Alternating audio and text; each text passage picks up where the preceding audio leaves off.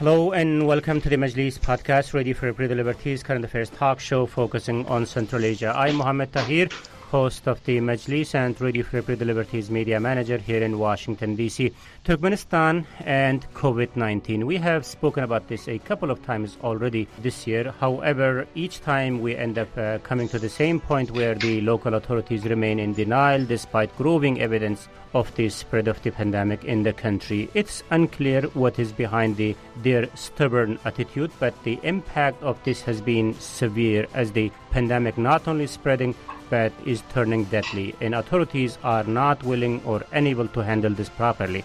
Now, a group of Turkmen NGOs in exile, in an open letter to the World Health Organization, is raising the SARS flag and calling not only for help but to intervene in the situation. The letter went out this week and was signed by a number of NGOs. So, on this Majlis podcast, we are here to do a reality check on the impact of COVID-19 in Turkmenistan in the context of this letter. To do so, I'm joined by Ruslan Matiev, the editor of Turkmen News, one of the authors of the letter, Rachel Denber, Human Rights Watch's Deputy Director for Europe and Central Asia Division, and Bruce Pannier, the editor of Radio Free Everyday Liberties Central Asia blog, Kishlok Awazi. Thank you, colleagues, for joining us on this important conversation. So, Ruslan, let's get into this with the open letter that you were also party to that. And so tell us, please, what is this all about and the content of the letter? This letter is all about trying to get the WHO's attention to the situation in Turkmenistan. The situation is bad. Turkmenistan is facing today the third wave of coronavirus. We have been tracking it, tracing it since the very beginning, since early spring of last year, and we can say definitely that at the moment it is the third wave of COVID in Turkmenistan because dozens of people are dying. The local cemeteries are expanding. We get reports from the ground that people have started to die actually after the government came to a decision to make vaccination mandatory. And basically every day we report about this case, and even today we reported on two cases from the southern region of Mari in Turkmenistan, where two women died from implications of coronavirus. So that was the idea, basically. We tried to put all our thoughts and proposals to the WHO, what the Turkmen civil society believes this organization needs to do, not even needs to do, must do in light of the news from the ground. Mm-hmm. This idea was supported basically by all other signees or co-signees. And we finalized the letter and sent it. Unfortunately, up until today, there was no response from Hans Kluge, the head of European Bureau of the WHO. Mm-hmm. We are going to talk about the response or lack thereof a little bit later. Ruslan, just to follow up, you said Turkmenistan is going through third wave. I understand this to be one reason, but is there anything else in terms of the timing in which you decided to release this letter? Actually not. The timing is the number of reports that we're getting. The timing is the continued position of the Turkmen regime that still denies that COVID exists. They urge citizens to wear masks and to protect themselves against some harmful dust. Initially, it was coming supposedly from the RLC, but as we know, neither the Kazakh government nor the Uzbek government, on whose territory that sea is located, actually, they have never reported about any harmful dust coming from what has remained from the RLC. Mm-hmm. This is some new phenomenon, and all of these things, like the number of deaths and the government's continued denial of COVID, was the trigger basically for us to draft that letter and send it. Mm-hmm. That's the government. Okay, just one more follow-up, Ruslan, on that. The idea of an open letter, kind of people use this as a last resort of some sort. The idea of releasing an open letter, writing an open letter to this credible organization, any particular reason behind that, to putting that as an open letter? Well, because all previous attempts to reach out to Mr. Hans Kluge, Dr. Hans Kluge, failed. This person and this organization never respond to inquiries. I know that colleagues from, for example, saglik.org also tried to reach out to the organization. We never heard back from them. More than that, in the beginning of this year, we released a quite extensive COVID report in which we put together like the sequence of events and the actions that the government has taken. We sent a copy of that report both in Russian and English to the Turkmen representative office of the WHO and to Dr. Hans Kluge. No response. So indeed, it was, as you rightly said, the last resort. And even in this case, we don't expect an answer, but we really hope that somebody responds. What kind of response will satisfy you, Ruslan? Well, as most of UN organizations, we don't expect the WHO to say, oh, yes, you're right, and we're going to take care of that. Of course, this is utopia. This is not going to happen, yes. But at least we want some engagement with the civil society. We report about death cases, particular death cases. We have proof, we have confirmation, we have evidence. I have a bunch of entire folder. One of the folders on my computer is all about X-rays and the diagnosis of Turkmen doctors. We have lists of medicines that they prescribe and give to people so that they can buy and treat themselves. I mean, all of these things, they refer to COVID. In the rest of the world, in Russia, in other CIS countries, people with COVID get that treatment, yes? They get those specific medicines. Yet, in the diagnosis part of those medical documents, it is anything else but COVID. So we have all that evidence. If they want, we can put them in touch with some of the family members of those who died from COVID. We just want some engagement. We don't want this ignorance. Ignorance is bad. Ignorance is killing Turkmen people. Ignorance from both sides, from the Turkmen side, from the official government side, and from WHO, an organization that is supposed to care. Because if they don't engage now, the virus is something that is not a Turkmen issue. Right. Yeah, we're talking about a global problem. Right. Yeah. When the borders reopen, hopefully, Turkmenistan's denial, all of the details of the virus, nobody knows what it is. Yeah. Is it Delta? Is it Gamma? Is it Beta, Alpha, whatever? Nobody knows. And that poses threat to the rest of the world. This is what we wanted to communicate to Dr. Kluge. Right. Yeah. The idea is unless everyone is safe, no one is safe. That's the slogan that organizations like WHO wants us to believe in. We tried to get in touch with Dr. Klose in the past to invite him to talk about what they are doing about Turkmenistan in terms of the COVID-19. We have not yet succeeded, but our platform is still open for him or any of his colleagues to come and talk about their side of the story. So I have one or two relevant questions in terms of the letter. Maybe, Rachel, you would like to jump in here. International organizations like WHO, I'm sure you guys communicate these type of issues to them. Have you been able to get any sort of response from them, and what is your thought about their response or lack thereof? First of all, Ruslan, it's really important and really depressing to hear about your engagement with the WHO. There are a couple of things I'd like to say. First, it's absolutely fundamental, critically important for the WHO to respond. This kind of joint appeal by Turkmen civil society organizations, I think, it's rare, and the fact that it's happening now is a testimony to the critical, desperate situation for people inside Turkmenistan regarding COVID. A couple of things I'd like to add to Ruslan's really important remarks. One is, why is it that the government refuses to recognize COVID, and why is it so important for there to be public engagement with the government?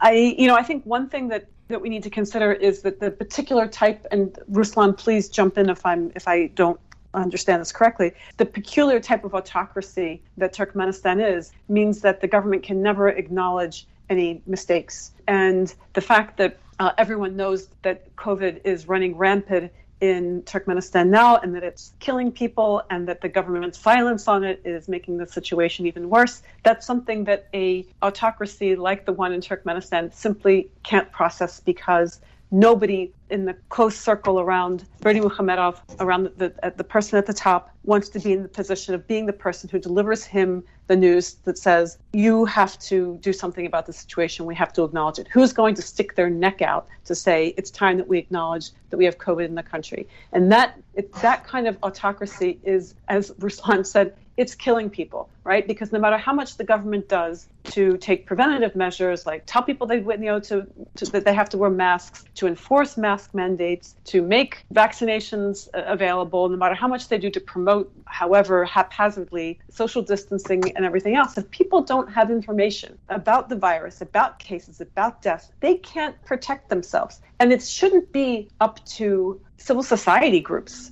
alone to document that the virus exists in Turkmenistan, to document the path that it's carving, to document the deaths, to document where it's happening. That should be the job of qualified epidemiologists and social scientists that the government should be engaging to plot out the growth of the epidemic inside Turkmenistan. And the fact that it falls to civil society groups who aren't even allowed to operate openly inside the country, I think that fact tells you a lot about why it is that this government isn't acknowledging a fatal pandemic. Certainly, Rachel, we are going to talk about what the government is doing, why it is doing what it is doing. In terms of the international community's engagement with Turkmen authorities on this matter, is there any experience that you would like to share with us, with our audience, that you might have had in trying to convince them to do something about what appears to be a very grim picture in the country? We haven't had any engagement directly with the Turkmen government about this. So we've done publications about the government's failure to recognize COVID and about the growth of COVID cases. We've done press releases about it. The government of Turkmenistan has never replied to a single publication or even a single letter that we have directed its way on any issue in at least 2 decades. It appears that Turkmen authorities are not going to do anything, is not going to say anything. So we understand that part. What about the international community, like organizations like WHO, like other organizations that might be involved in the global campaign to curb this pandemic? Have you had any engagement with those types of organizations in your efforts to convince them to do something about this grim picture in the country, in Turkmenistan? Right. No, we haven't engaged the WHO directly on Turkmenistan. We've communicated with them on social media platforms. In our publications and our documentation, we've urged them to speak out. The WHO, I think it might be interesting for us to talk about the trip that the WHO made to Turkmenistan back in 2020. And extensive negotiations that seemed to be taking place around that trip. And I think a lot of people were really looking to the WHO to use that as a moment to really make it clear to the Turkmen government that it needs to recognize the toll that the pandemic is taking in the country. And Human Rights Watch was among the organizations that was pretty surprised and very disappointed that the communications that came from the WHO after that was documented in the letter that Ruslan's and the other organizations published. The communications after that, the WHO simply didn't really hold the government to task. The WHO chose to just dance around the issue. I mean, they made clear that they knew that there was COVID cases in the country. But you really have to read between the lines, and that gave the government the wiggle room to continue to be able to deny that they have any COVID in the country. Yeah, not helpful. Bruce, before we move on doing some sort of a reality check on the ground in the context of this letter, just one final thought from you about this letter, the content of this letter. I know we spoke about this a little bit earlier. So what was going on through your mind when you were going through this letter? Well, I mean, I think it's such a shame that it's come to this point. I mean, Turkmenistan's healthcare system was not in good shape prior to this pandemic, and I knew that because I had been researching specifically that sector of their country for somebody else. So I knew it was in bad shape. But when Azaplik is getting these reports and of course this letter about how many cases there are, the hospitals are full, they don't have adequate medicine, the people working there, the doctors and nurses don't have adequate personal protection equipment, on, and to see the government just go over that, the government keeps denying that there's even any cases. I mean, Rachel gave some reasons why they can't. They always want to say everything's perfect and everything in the country. But, that brings us back to the response from the international community. If that is, in fact, going to be the response from the Turkmen government. I understand that the organization like the World Health Organization does not have power. They can't force inspections upon them. They can't announce sanctions of any kind against them or anything like that. But if the government in Turkmenistan is that resistant to this, then they could at least denounce them, but not strongly. Just say the evidence that you presented is highly suspect. We have every reason to believe that you're in the midst of a huge crisis in your healthcare crisis in your country. We're more than happy to help. Lots of people would help you, but you are going to have to admit that this is a problem in your country and let people in to try to help you with that. Because ultimately, especially a group like the WHO, they said they're concerned with the health of people all around the world. Well, if people are dying in Turkmenistan all the time, and we're talking thousands, probably tens of thousands anyway by this point that have died in Turkmenistan,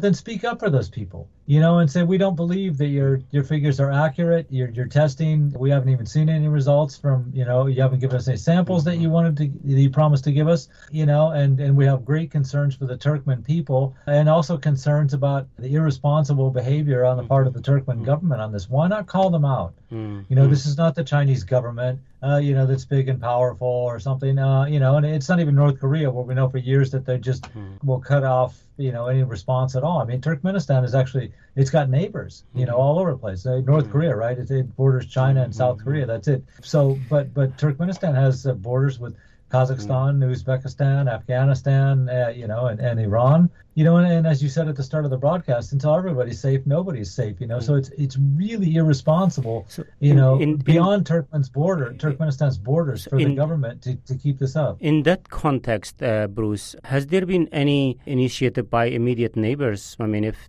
things remain really grim in the country, certainly they will come when it will spill over to the neighboring countries. So from that perspective, have you seen anything immediate neighbors are trying to do in terms of trying to help, in terms of trying to convince the authorities in Turkmenistan, or in any form of shape? I haven't seen anything that made it, into public. And I'm sure that at one time or another, this must be part of conversations that go on when Mirziyoyev in Uzbekistan talks to Berdi Mukhomedov, or when Tokayev talks to him. We know that the Iranian Turkmen ties are not great right now. Afghanistan, they have so many problems in that country that sadly, the concerns about spillover of coronavirus into Afghanistan from Turkmenistan, although Afghanistan's already got their own problem with it, probably way down on the list of problems in Afghanistan anyway.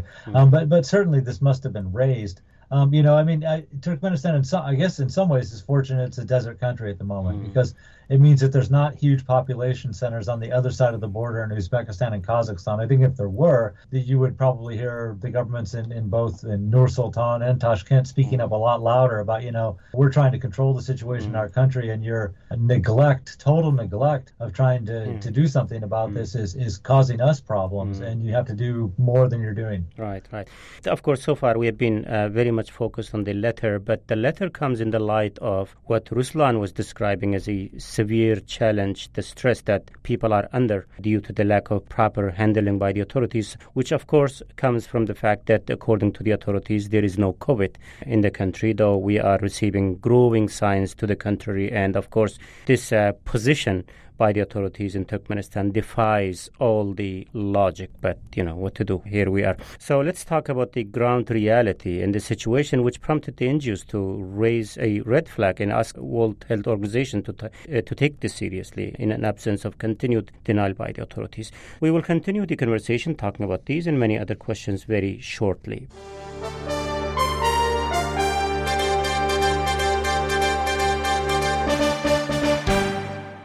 First, let me recap the debate that today on the Majlis Podcast. I'm joined by Ruslan Mativ, the editor of Turkmen News and one of the authors of the open letter.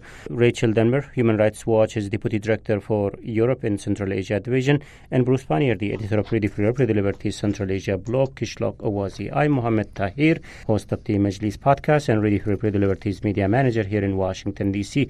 And we are discussing the impact of COVID-19 in Turkmenistan in the light of a recent urgent letter by a coalition of Turkmen NGOs addressing World Health Organization to intervene. So, ground reality, it's increasingly hitting the international headlines. Earlier this week, I guess BBC correspondent had a long feature about the continued impact of COVID-19 in Turkmenistan. Yes, it is grim, Ruslan, as you were talking about. It is grim, but how grim is this? Is there any way to put the seriousness of the situation in a visible, touchable way? Well, people turn to hospitals. I have several sources that personally experienced this. It's not that they heard it from somebody, although they also hear it from other people. But two people in particular went to the hospital and said that they had all symptoms of pneumonia, let's say, that, they weren't feeling comfortable in this heat, with high fever, with difficulty to breathe, inhale, and that they lost all senses, like they couldn't smell things or taste food, They lost all of those senses.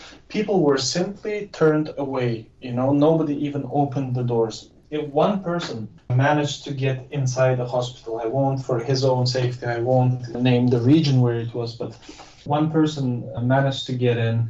He went inside, saw a doctor. The doctor was speaking to him like the person had, I don't know what, COVID probably, and the doctor realized it. But the conversation was on distance. There was no medical checkup that was carried out for him to, identify what he actually had. But when the person told the doctor about the symptoms that he had, the doctor gave simply a list of medicines that the person needs to buy in the pharmacy, and referred to the family doctor and the family nurse to get all of those injections and the drips, That's it. So it's not because the hospitals are overcrowded. While they are overcrowded, yes, that's true. It's just, I don't know how to explain it. It's also the doctors are tired of this, From the one hand, they need to take care of patients, yes. From the other hand, they are not allowed to define the problem, the illness. They don't name it. They're not allowed to do so. That was a strange thing coming out from this BBC report recently. I mean, the doctors cannot diagnose this thing. So if they are not able to diagnose this thing, of course, it creates lots of other complications on so many different levels. But Ruslan, what you said kind of strikes out there. So doctors are prescribing something, some sort of injection to those people who come to see them at the hospitals. We know what kind of injections are required for patients with symptoms of COVID-19, but what they are prescribing, I mean, is there any idea about that? We know, even I have papers, I have medical documents where all of those medicines are listed, and we compared them against the medicines that are given elsewhere in the CIS for patients with COVID, and they match. So they prescribe medicines that are supposed to help against COVID. But at the same time, in the diagnosis section of those medical documents, it is anything else but COVID. I'm going to open just one document here and tell you what those, I believe this is safe to say. So, geçirilen beceriler, ribaxin, vitamin B complex, fluconazole, natri chlor, ambaxol, penicillin, navacain, amikacin, essentiale, Cese Forte, diclofenac. This particular medicine, I know from the papers of the Turkish diplomat, Mr. Kemal Uçkun, who died last year. The same medicine was given to him, including fluconazole, which I already named. Then iupfilin, iod, cycloferon, aciclovir, corglicon, dexamethasone, trizepol, aloe, and something else like and the diagnosis here, it says iki öykünün total interstitial pneumoniyası, toxic myocardit. So like total interstitial pneumonia, toxic I don't know the English word of this myocardit. Basically we total sorry. What I'm saying is that we get the point that you are trying to raise there, but what I'm confused here is, I wish I would have some medical background, or there would be anyone on this panel with some medical background, but unfortunately we don't. But in terms of the COVID-19, I don't know if any of those medicines are relevant, at least in the world that I am in. There are vaccines that simply you get those vaccines, and that's what's available in terms of the treatment. What I'm trying to understand here is, of course, there is a kind of strange ban or maybe hesitation by the doctors to diagnose a patient as COVID with the known symptoms. Maybe part of the confusion coming from that stated policy. But the way they are trying to treat this, that kind of raises another question. Maybe, Bruce, if you would like to jump in, please do. Do they even know what they are in? Well, that's difficult. And I imagine it changes from doctor to doctor. Certainly this far along into the pandemic, most qualified doctors, I think in any country, or medical personnel, would understand they were dealing with something that was new and that they hadn't treated before. Probably a good percentage of them know that this is COVID, and as you mentioned, they're simply not allowed to officially diagnose it as being COVID, even if they have the medicine to treat that. In some cases, they probably don't have the medicines they need to treat it. I mean, that would certainly seem to be the case with the Turkish diplomat, where they gave him, even his wife said that he requested specific medicines that they did not give him that would have helped him, to help treat him for coronavirus, but they didn't give him that. They gave him stuff for pneumonia instead, including antibiotics and things like that, which wouldn't have helped him at all. Some doctors might not know or might have been instructed that when a patient shows these kind of symptoms, this is how we treat them with these specific medicines. So again, you have to feel sorry for the doctor at that point, that even if he knows that there's something wrong here, he's been told that this is what he's supposed to treat. The patient comes in with a dry cough, a high temperature, those kind of symptoms and stuff, then this is what you're supposed to treat them with. I understand this confusion, the instruction that are coming from top creates. And I know Rachel has to leave, but just one final question. Maybe, Rachel, you would like to jump in here. I mean, there are so many dimensions to this. First, there is, this denial. And then second, there is no collaboration with the international community on this. And then with that, all this, the way the Turkmen health sector is trying to deal with the situation, it looks like they are digging themselves down into even a bigger problem. I think that's right, Muhammad. I think that's right that they are digging themselves into a bigger problem, because the more you stick your head in the sand, the more the problems accumulate and morph into something else. A couple of points I wanted to add. It's not just that there's a policy at the top of not recognizing COVID, and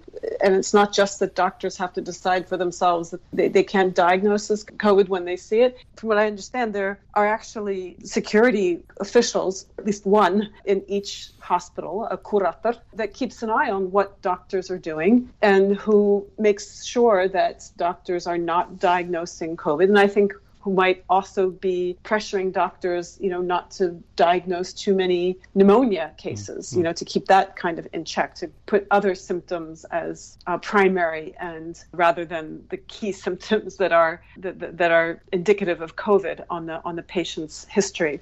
So that this is a public health crisis at so many different levels. Yeah.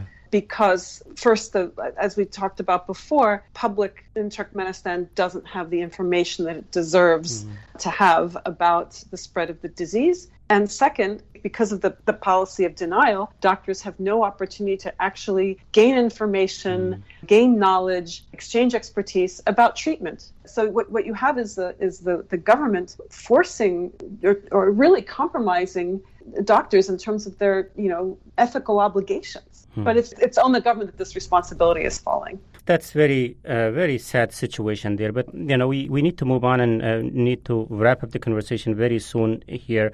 In the meantime, while the whole country is faced this situation, the authorities also seems to be taking some steps, despite the hesitation to diagnose patients as such, despite lack of medicine, other things, facilities. And they are trying to vaccinate people, like, earlier, Ruslan, you were saying, like, they are making vaccination a compulsory. And they are also asking people to mask up. It looks like they are taking some measures, although they don't recognize COVID to be in the country. What else do you see? Anyone, please jump in here, in terms of the measures that the authorities are taking, which appears to be related to the COVID-19? I can say that the government of Turkmenistan is at the moment is in some sort of agony. They don't know what to do. They are faced with a problem. And why I'm saying agony is simply by the September developments, when until the 1st September, when kids need to go to school, nobody knew if the school would actually start. only like a few hours before midnight, did the teachers and the parents receive text messages from the deputy principals of schools or even from directors that, okay, September the 1st, everybody comes to school, yes? Later, they studied basically for 4 days until the week finished, and it was announced that the school would be resumed in October, yes? So kids go home, teachers go home, they don't worry about going back to work/school on the following Monday. And then on Sunday night, again, just a few hours before Monday comes, they again received messages that no, school starts, come back on Monday. So we expect everybody to be at school. This is an indication of agony that the government is in this state at the moment. They don't know what to do. The entire system is corrupt. There is no control. For example, we have been receiving messages that the reason why so many people have started to die, late summer and beginning of fall, is because one of the vaccine batches was not properly stored. It has some rules how you store it. It needs to be under certain temperature, and that was not followed. And that's the reason why so many people died, actually. When family doctors visit, for example, disabled people at home to give vaccines, they simply carry those syringes in their bags. There's no cooling, no ice, nothing. They simply bring those syringes, those injections to the homes of people whom they need to vaccinate, and they do the vaccines. A few hours later, people start complaining about indigestion, they start to not to feel well, This is how it all starts. And in generally speaking, the Turkmen society is not that healthy, Any minor interference with the body, with their health, gives a negative reaction, People become sick quite easily and quickly. Right. Ruslan, I guess so the authorities have decided that kids will go back to school in person? Yes. That's the requirement. Everybody needs to attend the school. According to the messages that we receive from the ground, nearly or sometimes even more than half of the classroom is empty. Yeah, because kids are sick or their parents are sick. They physically cannot take their kids to school. Or parents openly refuse to send their kids to school, saying that this is not safe for them. Mm-hmm. Everybody has in a family somebody vulnerable, an elderly person with diabetes, a person with hepatitis, and these are all, if you have that COVID, you're the number one target for COVID, basically. Mm. Yeah, schools are also open in many other countries, also here in the United States, but they have a kind of a certain set of tracing structures. Any thoughts as to what kind of measures are there on the ground in terms of schools to keep an eye on whether it's safe, his academic environment is safe there health-wise? There are absolutely no enforcement of the rules that do exist. Indeed, yes, they need to seat the kids in a certain way, like on chessboard, The kids are required to wear masks and carry hand sanitizers with them. But at the same time, I tell you what, teachers are sent to pick cotton at the moment. So from the one hand, we have several audio recordings from staff meetings. The deputy principal starts the meeting with, okay, dear children, do you have 1.5 or 2 meter distance among yourself? Everybody says, yes, we do. Okay, great. Tomorrow we're going to pick cotton. Somebody asks, what? Are you serious? Are you going to put all of us in a bus and take to a cotton field? You're asking about physical distance here in the classroom, in the meeting room. But yet you're saying, okay, great, tomorrow everybody goes to pick cotton. Even this enforcement, it's two-sided. From the one hand, they demand anti-COVID measures and require implementation of those measures. On the other hand, they send teachers and personnel, like cleaners, to pick cotton. Very grim picture indeed. I don't know if Rachel, are you still with us? I am, but just the one last point I was interested to hear from you. This confusion, the whole set of confusion on so many levels that earlier you also mentioned. How is this affecting other walks of life in the country? Well, even before the pandemic, Turkmenistan was in the throes of very serious economic crisis. It seems like they're dealing with cascading economic crises that are the results mostly of government greed and incompetence.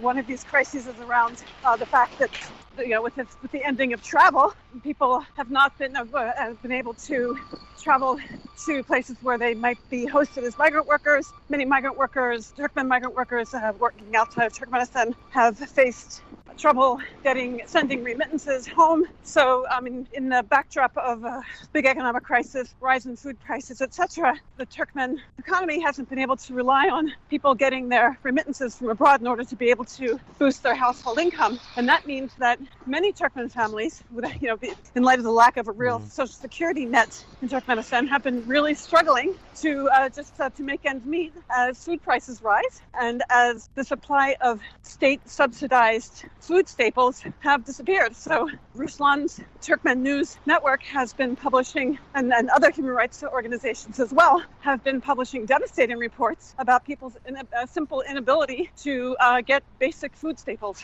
throughout the pandemic. Okay, thank you very much, Rachel. So with last point from you, Bruce, given this situation on the ground in entirety, what keeps you awake at night, Bruce? It's unbelievable how badly they handled this entire thing. They could have turned this around totally to their benefit, such as it is anyway. It is a global pandemic, right? Berdi Mukhamadev and some officials have been willing to grudgingly admit that there are economic problems, but they always say that, it's because of economic problems outside of our country. It's part of a global economic problem, and we're not totally immune from that, so it's affecting us, but less than it does other people. They could have made this a patriotic campaign and said, everyone's got this, but we as, our people, we're gonna get over this. So we're gonna give you information. We're gonna, make sure everyone gets vaccinated, explain to you why you got to do this, and we as the people of Turkmenistan, will prevent this from spreading all over the place and being a problem. But instead of that, they chose to be silent about it.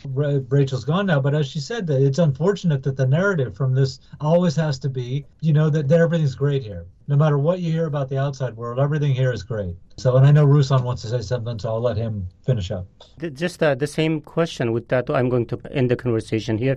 What I had in mind is the authorities, they dig themselves down into a position where I just hardly imagine that they will come out now and say, okay, let's do something about this. It's getting serious. I don't know, maybe you think otherwise. But the question is, what keeps you awake at night in these circumstances? Well, first of all, I think the government of Turkmenistan simply does not care. Why I think so? Because if they wanted to reverse things, they could have done it even now. It's never late. It's never too late. It takes simply political courage. It takes willingness to say, okay, guys, I think we made a mistake. We're going to fix it all. We're very sorry for all the losses. And we're going to invite, foreign doctors to treat us. But we're going to fix it. Even now, it's not late. They don't say it. They don't take such actions because they don't care. Time will pass, things will be forgotten. We won't forget it. The family members of those who died won't forget it. And sooner or later, those responsible for this disaster in Turkmenistan in particular will have to give response. Yeah, they have to be put into account, as you say. Ruslan, thank you very much. Unfortunately, with this, we have to conclude the conversation here. Thank you very much, Ruslan Matiev, the editor of Turkmen News and one of the authors of the open letter addressing World Health Organization on situation of COVID-19 in Turkmenistan. Rachel Denber was with us, Human Rights Watch's Deputy Director for Europe and Central Asia Division, and Bruce Pannier, the editor of Radio Free Press Liberty Central Asia blog, Kishlok Awazi. Thank you, colleagues, for your time today. And this is from me, Mohammed Tahir, host of the Majlis, Radio Free Press Liberty's current affairs talk show focusing on Central Asia. Until next week, bye-bye.